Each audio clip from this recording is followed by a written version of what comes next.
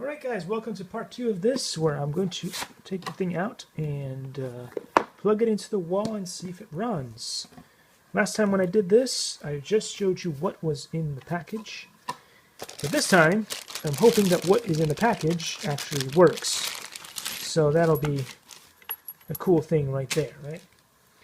And I don't know how they fixed it, or if they fixed it at all, or if they just sent the same thing back to me. I don't know. But I don't care, really. All I care about is it working, right? Yeah, that's what's going to matter to me. Because in the end, I make the review. And but in this case, in this case it's not just about the review, it's about whether can I do any fun projects with this thing. I'm behind on a lot of projects and I really need this to run, so. Likey.